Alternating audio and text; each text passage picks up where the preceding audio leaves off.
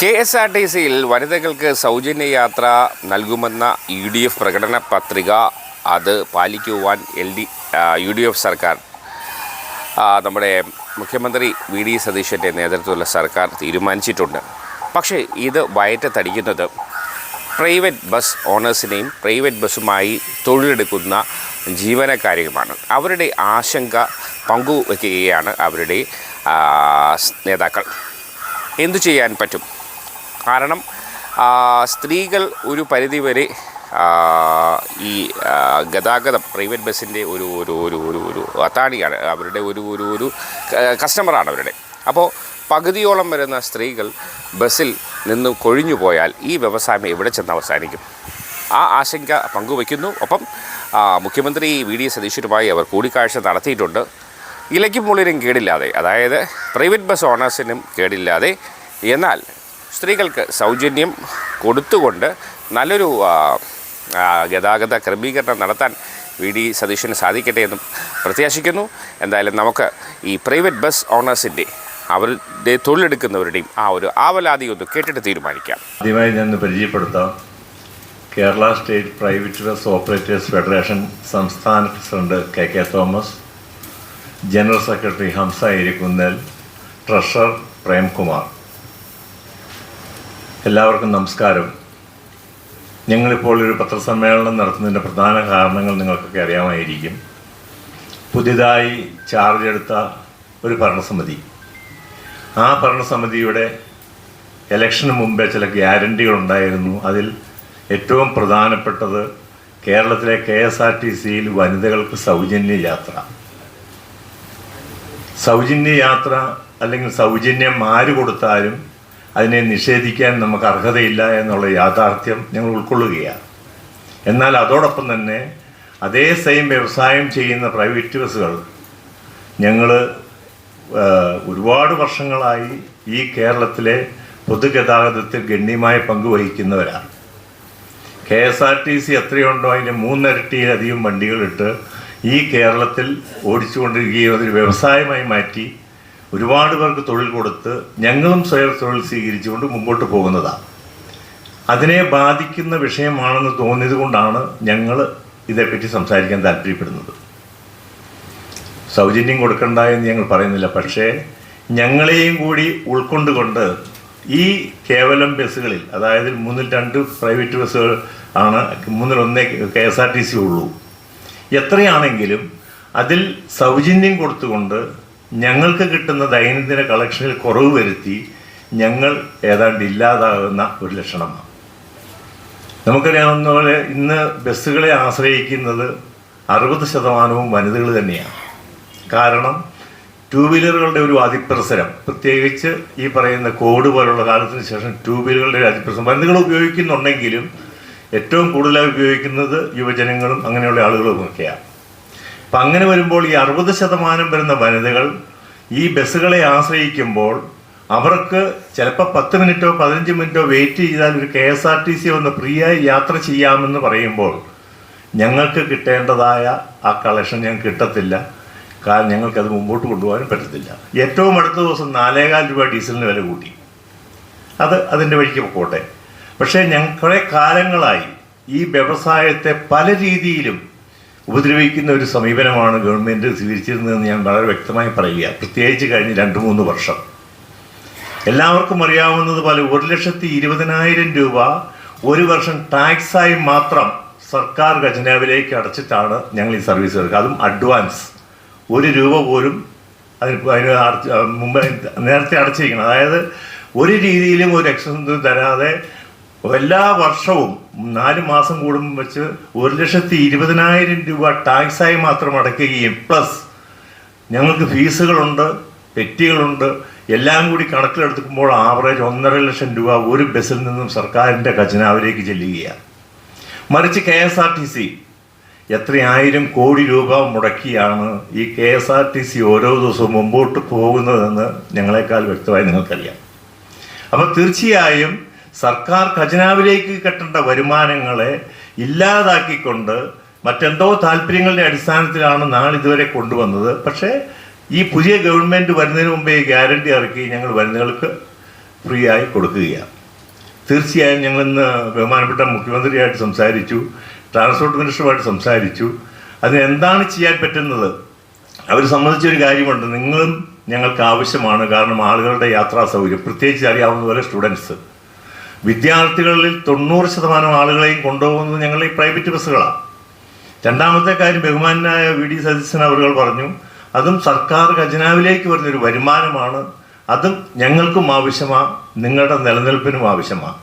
ഞങ്ങൾ പറയുന്നത് ഒരുപാട് വർഷങ്ങളായി എവിടെയെങ്കിലും എംപ്ലോയ്മെൻറ്റിൽ പോയി തൊഴിലിന് വേണ്ടി കാത്തു നിൽക്കാതെ അഭ്യസ്തവിസ്തരായ ആളുകൾ തന്നെ ഇതൊരു വ്യവസായമായി കണ്ടുകൊണ്ട് വണ്ടി വാങ്ങിക്കുകയും ആ വണ്ടി ഇറക്കി 4-5 പേരെ പ്രത്യക്ഷമായും പരോക്ഷമായും ഒക്കെ വെച്ചുകൊണ്ട് സർവീസ് നടത്തുകയും ചെയ്യുക. കേവലം ഇതിൻ്റെ ഉടമസ്ഥന് മാത്രമല്ല ഇതുകൊണ്ടുണ്ടാകുന്ന ദൂഷ്യം, അതിലെ തൊഴിലാളികൾക്കും ദൂഷ്യങ്ങളുണ്ടാകാറുണ്ട്, ബുദ്ധിമുട്ടുണ്ടാവും, വണ്ടികൾ നിന്ന് പോകും.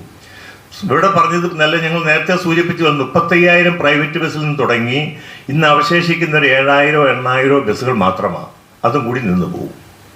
ഇത് ബാധിക്കുന്നത് ഞങ്ങളെയും ഞങ്ങളുടെ തൊഴിലാളികളെയും പോലെ തന്നെ പാവപ്പെട്ടവരായ ആളുകൾ ഇത് ഉപയോഗിക്കുന്നവരുണ്ട്. എന്തെങ്കിലുമൊക്കെ ചെറിയ പണികൾക്ക് പോകുന്നവരും, ടാറിങ് പണിക്ക് പോകുന്നവരും, കൂലിപ്പണിക്ക് പോകുന്നവരും, അങ്ങനെ ഏറ്റവും സാധാരണക്കാരായ ആളുകൾ ഉപയോഗിക്കുന്ന ഈ വ്യവസായവും നിന്നു പോകുക.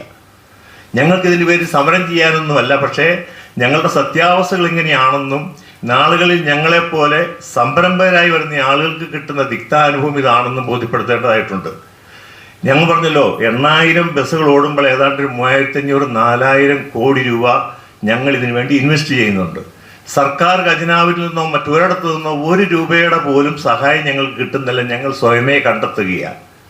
എവിടെ നിന്നും കടം വാങ്ങിച്ചും അതല്ലെങ്കിൽ CC എടുത്തുമൊക്കെ ഇത് വ്യവസായമായി കണ്ടുകൊണ്ട് ഞങ്ങളുടെയും ഞങ്ങളുടെ കൂടെ നിൽക്കുന്നവരുടെയും കാര്യങ്ങൾ നടക്കാൻ വേണ്ടി കൊണ്ടു നടക്കുന്ന ഈ വ്യവസായത്തെ എങ്ങനെയാണെന്ന് അറിയില്ല, പക്ഷേ ഞങ്ങളെയും കൂടി സഹകരിപ്പിച്ചുകൊണ്ട് ഈ വ്യവസായം കൂടി നിലനിർത്തിക്കൊണ്ട് മുമ്പോട്ട് കൊണ്ടുപോകേണ്ടതൊരു ആവശ്യമാണെന്ന് അഭ്യർത്ഥിക്കാൻ വേണ്ടിയാണ് നിങ്ങളുടെ മുമ്പിൽ ഞങ്ങൾ വന്നത്. സംരക്ഷിക്കണം, അത് ഏത് രീതിയിലാവണമെന്ന് ബഹുമാനപ്പെട്ട മന്ത്രിയും അല്ലെങ്കിൽ ക്യാബിനറ്റും ഒക്കെ ഉണ്ട്, അവർ ചർച്ച ചെയ്യട്ടെ, അല്ലെങ്കിൽ വിദഗ്ധരുമായി ചർച്ച ചെയ്യട്ടെ. പക്ഷെ ഒരിടത്തും കാണാത്തൊരു പ്രത്യേകത, അതായത് എല്ലാത്തിനും അതിൻ്റെതായ മാർഗനിർദ്ദേശങ്ങളുണ്ട്. ഇപ്പം എവിടെയെങ്കിലും സബ്സിഡി കൊടുക്കുന്നുണ്ടെങ്കിൽ, പാവപ്പെട്ടവരെ സഹായിക്കുന്നുണ്ടെങ്കിൽ അതിനവർ വേർതിരിക്കാറുണ്ട് BPL APL എന്നൊക്കെ. BPLകാർക്ക് മാത്രമേ സർക്കാരിൻ്റെ ഏതൊരു ആനുകൂല്യത്തിനും അവകാശമുള്ളൂ. ലൈഫ് പദ്ധതി ആയിക്കോട്ടെ, റേഷൻ ആയിക്കോട്ടെ, എന്തും ആയിക്കോട്ടെ. പക്ഷേ ഇവിടെ ഇതുവരെയുള്ള ഒരു അറിവനുസരിച്ച് വനിതകൾക്ക് മുഴുവൻ ഫ്രീ ആയി കൊടുക്കുമെന്നാണ് പറഞ്ഞത്. അതിന് കൃത്യമായിട്ടൊന്നും നമുക്ക് കിട്ടിയിട്ടില്ല. അപ്പോൾ അങ്ങനെ ഏതെങ്കിലും മേഖലകളിൽ ഞങ്ങൾ സമ്മതിക്കുന്നു, പ്രഖ്യാപിച്ച ഗ്യാരണ്ടി ആ ഗവൺമെൻറ് തന്നെ വരുമ്പോൾ അത് പരിധി വരെയെങ്കിലും നടത്താൻ അവർ ബാധ്യസ്ഥരാണ്. പക്ഷെ ഞങ്ങളെയും കൂടെ ഉൾക്കൊണ്ടുകൊണ്ട് ഈ പറയുന്ന പോലെ ഞങ്ങൾക്ക് ടാക്സ് കുറച്ച് തരികയോ അല്ലെങ്കിൽ മറ്റെങ്ങനെ ഏതെങ്കിലും മാനദണ്ഡത്തിൽ കൂടെയൊക്കെ ഞങ്ങൾക്ക് പിടിച്ചു നിൽക്കാൻ പറ്റുന്ന ഒരു അവസ്ഥയിൽ അവർക്കത് തുടരാം. മുഖ്യമന്ത്രി പറഞ്ഞത് അതേപ്പറ്റി പഠിക്കേണ്ടതായിട്ടുണ്ട്. ഞങ്ങളതേപ്പറ്റി പഠിക്കണം, പഠിച്ചിട്ടേ ചെയ്യാൻ പറ്റുള്ളൂ. എന്തായാലും അടുത്ത 15-ാം തീയതി മുതലാണ് പറഞ്ഞിരിക്കുന്നത്. അതിനു മുമ്പ് ഒരു ചർച്ച ഉണ്ടാവും. അതിനു മുമ്പായി അവർ ക്യാബിനറ്റിൽ അല്ലെങ്കിൽ നിയമസഭയിലൊക്കെ എന്തെങ്കിലും ചർച്ചയൊക്കെ ചെയ്തിട്ട് എന്തെങ്കിലുമൊക്കെ തീരുമാനം പറയുമായിരിക്കും. ബസ് സർവീസ് നടത്തുന്നത് 200 കിലോമീറ്റർ മുതൽ 350 കിലോമീറ്റർ വരെ, അതായത് ഒരു ദിവസം 60 ലിറ്റർ ഡീസൽ മുതൽ 120 ലിറ്റർ ഡീസൽ വരെ ഒരു ദിവസം ഞങ്ങൾക്ക് അടിക്കണം. അതായത് 10,000 റുപ്യ വരുമാനം ഒരു ദിവസം ഉണ്ടെങ്കിൽ 10,000 മുതൽ 15,000 വരെ വരുമാനമുണ്ട്. 10,000 വരുമാനം ഉണ്ടെങ്കിൽ അതിൻ്റെ 60% 6,000 രൂപ ഞങ്ങൾ ഡീസലിന് കൊടുക്കണം. പിന്നെ 2,500 മുതൽ 4,000 വരെ ഞങ്ങൾ തൊഴിലാളികൾക്ക് ശമ്പളം കൊടുക്കണം. അത് തൊഴിലാളികളുടെ ശമ്പളം ഡീസലും കഴിച്ച് അതിൻ്റെ വിലയും കഴിച്ച് ബാക്കി വരുന്ന 1,500, 2,000, 2,500, 3,000 ബാലൻസ് വരുന്ന ആ തുക കൊണ്ട് വേണം ഞങ്ങൾ റോഡ് ടാക്സ്, ഇൻഷുറൻസ്, മെയിൻ്റനൻസ് ഒക്കെ നടക്കാൻ. അപ്പോൾ ഇപ്പോൾ നിലവിലുള്ള വരുമാനത്തിൻ്റെ 60% ഡീസലിനാണ് കൊടുക്കുന്നത്. ഇപ്പോൾ ഞങ്ങളെ യാത്രക്കാരിൽ 50%-ലധികം സ്ത്രീകളാണ്.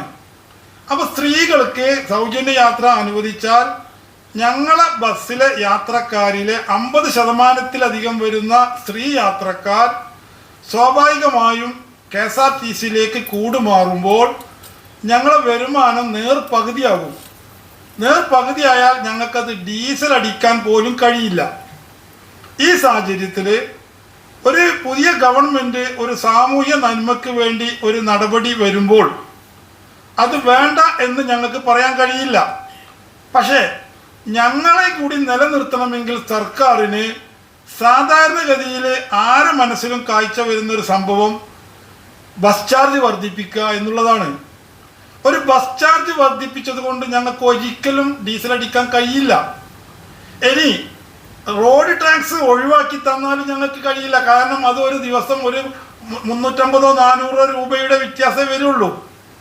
ഇനി ഡീസലിൻ്റെ സെസ് കുറക്കുകയോ ഗവൺമെൻറ് നൽകുന്ന സെയിൽ ടാക്സിൽ ഇളവ് വരുത്തുകയോ ചെയ്താലും ഞങ്ങളെ നഷ്ടമില്ലാതെ ഡീസൽ അടിക്കാൻ കഴിയില്ല. അതുകൊണ്ട് ഞങ്ങളെ സർവീസ് നിലനിർത്താൻ, ഞങ്ങളെന്ന് പറഞ്ഞാൽ ഞങ്ങൾ ഉടമകൾ മാത്രമല്ല, ഞങ്ങളിപ്പോൾ തൊഴിലാളികൾ 10-15,000 തൊഴിലാളികളുണ്ട്. ഈ തൊഴിലാളികളെയും കൂടി സംരക്ഷിക്കുന്ന രീതിയിൽ എന്താണോ രണ്ട് മേഖലയും KSRTCയും സ്വകാര്യ മേഖലയും നിലനിർത്താൻ ആവശ്യമായ ഒരു കണ്ടതിന് ശേഷം മാത്രമേ ഇത് നടപ്പാക്കാവൂ എന്ന് ഞങ്ങൾ മുഖ്യമന്ത്രിയോട്, പ്രതിപക്ഷ നേതാവായപ്പോഴും VD സതീശൻ സാറിനോട് പറഞ്ഞിട്ടുണ്ട്, മറ്റ് രാഷ്ട്രീയക്കാരുടെ അടുത്തൊക്കെ പറഞ്ഞിട്ടുണ്ട്. ഇവിടെ നിങ്ങളൊരു കാര്യം മനസ്സിലാക്കേണ്ടത്, ഇവിടെ ബഹുമാനപ്പെട്ട ഗണേഷ് കുമാർ സാറുള്ള സമയത്ത് ആകെ ഒരു നെറേറ്റീവ് വരുത്തിയിട്ടുണ്ട്. എന്ത്? ഗണേഷ് കുമാർ സാർ വന്നതിന് ശേഷം KSRTC നഷ്ടത്തിൽ നിന്ന് കരകയറി എന്നൊരു നെറേറ്റീവ് വരുത്തിയിട്ടുണ്ട്. സത്യത്തിൽ നിങ്ങളൊക്കെ ഇടയ്ക്കിടയ്ക്ക് വാർത്തയൊക്കെ അതിൻ്റെ യഥാർത്ഥമൊക്കെ വരലുണ്ട്. പക്ഷേ നിങ്ങളാരും അത് ഒരു പബ്ലിസിറ്റി കൊടുക്കുന്നില്ല. നിങ്ങൾക്കറിയോ, ഈ 5 വർഷം കൊണ്ട് KSRTCക്ക് നഷ്ടം വന്ന വകയിൽ ശമ്പളം കൊടുക്കാനും പെൻഷൻ കൊടുക്കാനും 8619 കോടി രൂപയാണ് സർക്കാർ കൊടുത്തത്. അതായത് 5 വർഷം കൊണ്ട് എന്ന് പറയുമ്പോൾ അത് 58 മാസം, ഫെബ്രുവരി വരെ, 2026 ഫെബ്രുവരി വരെ 58 മാസം കൊണ്ട് 8619 കോടി രൂപയാണ് ഈ ഗവൺമെൻറ് KSRTC നിലനിർത്താൻ കൊടുത്തത്. അതുമാത്രമല്ല, അവരെ റോഡ് ടാക്സ് ഒഴിവാക്കി കൊടുത്തു, എഴുതി തള്ളി. നിങ്ങളത് മനസ്സിലാക്കേണ്ട സംഗതി, ഒരു മാസം KSRTCക്ക് ആവറേജ് 150 കോടിയാണ്. നിങ്ങൾ ഈ ബഡ്ജറ്റിൽ വരുന്ന 900 കോടിയാണ് നിങ്ങളൊക്കെ അറിയുന്നുള്ളൂ. പക്ഷേ ഇത് ഓരോ മാസം ശമ്പളത്തിനും പെൻഷനും പുതിയ വണ്ടി വാങ്ങാനും ഒരു ദിവസം ഒരു ബസ് KSRTC ബസ് ഇപ്പം 3700 ബസ്സാണ് ഓടുന്നത്. ഒരു ദിവസം ഒരു KSRTC ബസ് സർവീസ് നടത്തുന്ന വകയിൽ 13,400 രൂപ സർക്കാരിന് നഷ്ടം വഹിച്ചിട്ടാണ് ഇപ്പോൾ KSRTC സർവീസ് നടത്തുന്നത്. അതുമാത്രമല്ല, നിങ്ങൾക്കൊക്കെ ഈ പരിവാഹൻ സൈറ്റിൽ കയറാൻ കഴിയുമല്ലോ. നിങ്ങളെ മൊബൈലിൽ പരിവാഹൻ സൈറ്റിലൊന്ന് കയറി നോക്ക്. ഈ KL15 ആണല്ലോ KSRTC. ഇപ്പോൾ ഓടുന്ന ബസ്സുകൾ നിങ്ങൾ ബസ് സ്റ്റാൻഡിൽ അതിൻ്റെ നമ്പർ നോക്കിയിട്ട് KL15 9,000-ൽ താഴെയുള്ള ഏകദേശം 2000-ഓളം ബസ്സുകളാണ് ഇപ്പോൾ സർവീസ് നടത്തുന്നത്. നിങ്ങളുടെ പരിവാഹൻ സൈറ്റിൽ KL15 8600, 8600, 8700 നിങ്ങളത് പരിവാഹൻ സൈറ്റിൽ ഇപ്പം അടിച്ചു നോക്കിയാൽ അത്തരം ബസ്സുകളുടെയൊക്കെ RC ക്യാൻസൽ ചെയ്തതാണ്. RC ക്യാൻസൽ ചെയ്യുക എന്ന് പറഞ്ഞാൽ നമ്മൾക്ക് അത് ഫിറ്റ്നസ് കിട്ടില്ല, ഇൻഷുറൻസ് അടക്കാൻ പറ്റില്ല, പെർമിറ്റ് ഇല്ല. അപ്പോൾ RC ക്യാൻസൽ ചെയ്ത് ഫിറ്റ്നസ് ഇല്ലാത്ത, ഇൻഷുറൻസ് ഇല്ലാത്ത ബസ്സുകളാണ് ഇപ്പോൾ ഏകദേശം 2000-ഓളം സർവീസ് നടത്തുന്നത്. ഇത് ഞാൻ വെറുതെ പറയുന്നല്ല, നിങ്ങളെ പരിവാഹൻ സൈറ്റിൽ ഇപ്പം അടിച്ചു നോക്കിയാൽ നമുക്കറിയാം. ഒരു KL15 8700, 8600 ഇതാണ് സത്യത്തിലുള്ള അവസ്ഥ. ഇപ്പോൾ അത് യാത്രക്കാർക്ക് ഒരു സുരക്ഷിതയില്ലാതെയാണ് KSRTC സർവീസ് നടത്തുന്നത്. അപ്പോൾ KSRTCനെ സംബന്ധിച്ചിടത്തോളം ഗവൺമെൻറ് ഇങ്ങനെ ഇപ്പോൾ ഗവൺമെൻറ്റിന് ഇപ്പോൾ ഒരു മാസത്തിന് 150 കോടി കൊടുക്കുന്നത്, അവർക്കിപ്പോൾ ഇത് നടപ്പാക്കാൻ ഒരു 60-70 കോടി കൊടുക്കാം. പക്ഷെ അതോടുകൂടി ഈ യാത്രക്കാർ മറ്റേ KSRTCയിലേക്ക് മാറുമ്പോൾ ഞങ്ങൾക്ക് സർവീസ് നടത്താൻ കഴിയില്ല. അപ്പോൾ ഞങ്ങളൊരു സമരം ഇല്ലാതെ തന്നെ, ഞങ്ങൾക്ക് സമരം പ്രഖ്യാപിക്കേണ്ട, സംഘടനയ്ക്ക് സമരം പ്രഖ്യാപിക്കേണ്ട ആവശ്യം വരില്ല. ഇത് എന്നാണോ നടപ്പാക്കുന്നത് അന്ന് പിറ്റേ ദിവസം മുതൽ ഞങ്ങൾക്ക് ഡീസൽ അടിക്കാൻ കഴിയാതെ ഞങ്ങൾ ബസ്സുകൾ നിൽക്കും. അപ്പോൾ ഞങ്ങൾ ഏതായാലും മരിക്കാൻ പോവുക. അപ്പോൾ അത് സത്യത്തിൽ കുറേശ്ശെ മരിക്കുള്ളൂ, കുറേശ്ശെ നിൽക്കുള്ളൂ ചില കാര്യങ്ങൾ. പക്ഷെ അങ്ങനെ സാഹചര്യം വരികയാണെങ്കിൽ ഞങ്ങളിപ്പോൾ ഗവൺമെൻറ്റിനോട് ആവശ്യപ്പെട്ടതനുസരിച്ച് ഗവൺമെൻറ് ഞങ്ങളെയും കൂടി പരിഗണിച്ച്, ഞങ്ങളിവിടെ പരിഗണിക്കുക എന്ന് പറഞ്ഞാൽ നേരത്തെ പോലെ ബസ് ചാർജ് കൂട്ടാനൊന്നും ഞങ്ങൾക്ക് ഒരു താല്പര്യമില്ല, കൂട്ടിയിട്ട് ഞങ്ങൾക്ക് കാര്യമല്ല.